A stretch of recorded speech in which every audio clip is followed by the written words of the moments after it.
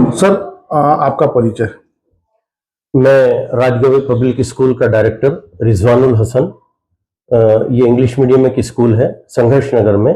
मैं वो स्कूल को मैनेज करता हूँ। सर, राज गवर्नमेंट स्कूल द्वारा पंजाब के लोगों के लिए आपकी स्कूल के बच्चों में और एरिया के लोगों ने जो मदद की है, किस तरह से मदद की है, क्या कहेंगे?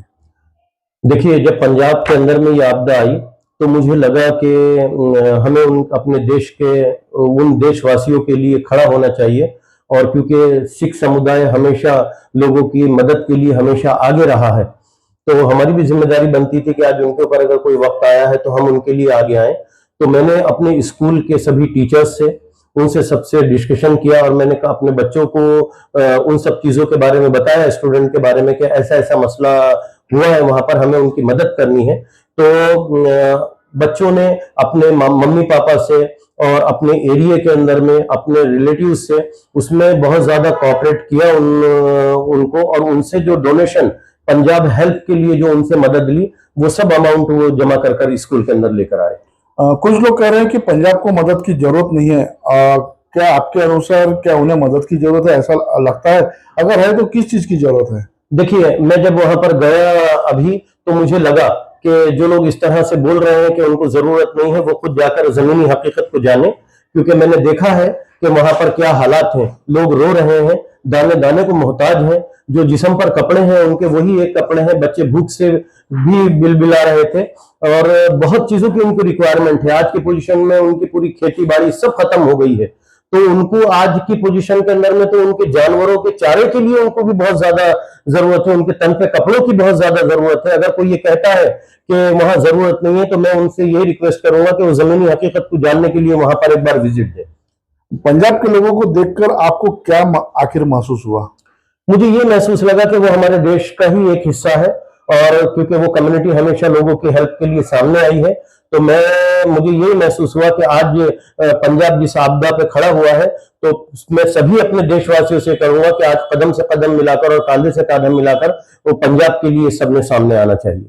पंजाब वासियों का आपके प्रति क्या ऐसा बिहेवियर रहा? मैं तो उनके बिहेवियर को देखकर एकदम ग्लैड हो गया।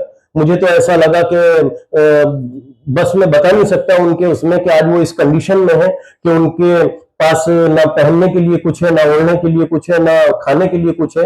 लेकिन आज भी जिन भी उस लोगों से मिला हूं, उनमें से हर एक आदमी ने एक ही बात कही कि प्लीज आप हमारे घर चलिए और कुछ जलपान कर लीजिए। मैं तो उनकी ये चीज देखकर, उनकी मेहमान नवाजी देखकर ये था कि इस पोजीशन के अंदर और इतने हालात बिगड़ने के बावजूद भी उन लोगों के अंदर इतनी मोहब्बत और ये है, तो मैं तो एकदम ग्लैड हूं उनकी इस बात को देखकर। मौलाना उस्मान शाही इमाम, इनका कितना कॉपरेशन आपको रहा?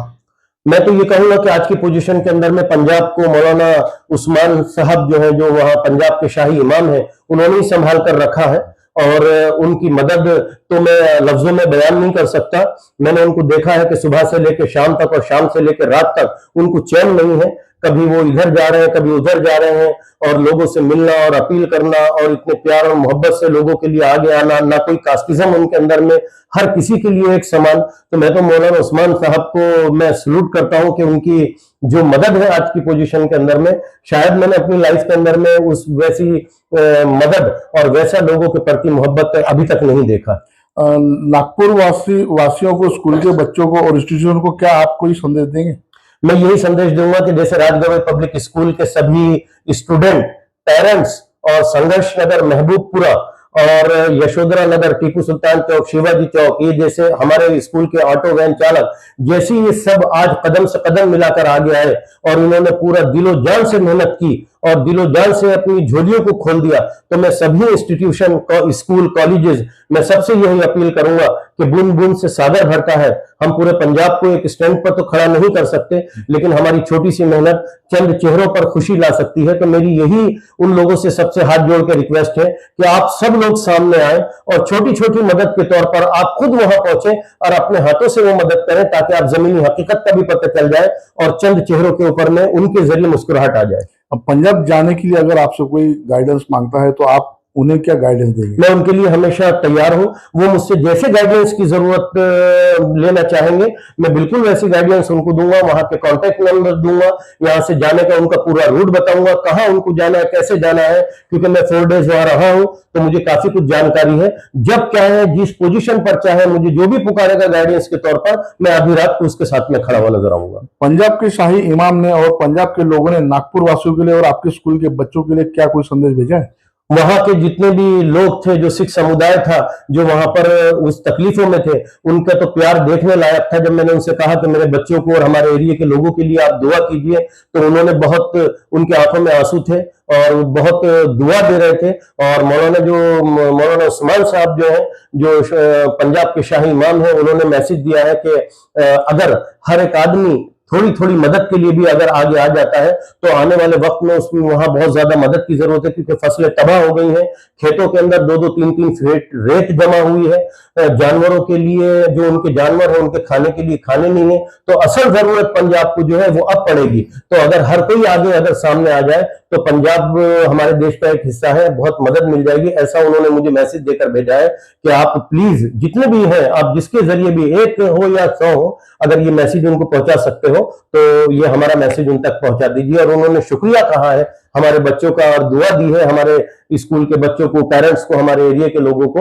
ये उन्होंने पैगाम भेजा है हमारा।